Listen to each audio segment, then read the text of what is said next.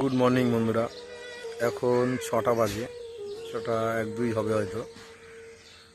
আর আমি উঠেছি অনেক সকালে, তাই স্নান ধান করে সব গুছিয়ে গাছিয়ে নিয়ে এখানে বসলাম। ট্রেনে খবর হয়নি এখনো।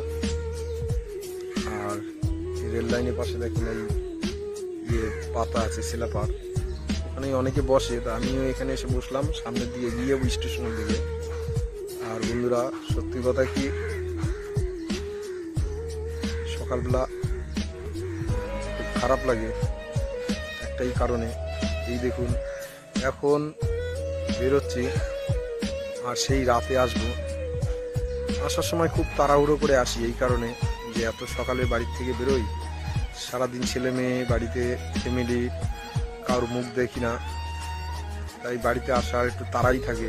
সবাই বুঝতে পারছেন, মায়ার শরীর সবার।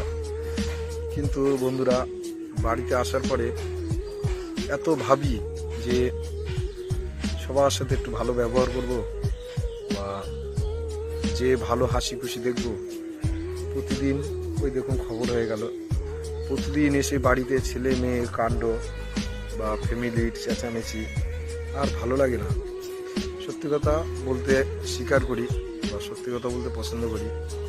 যাক বন্ধুরা, সবাই ভালো থাকবেন, সুস্থ থাকবেন, সবাইকে জানাই নমস্কার।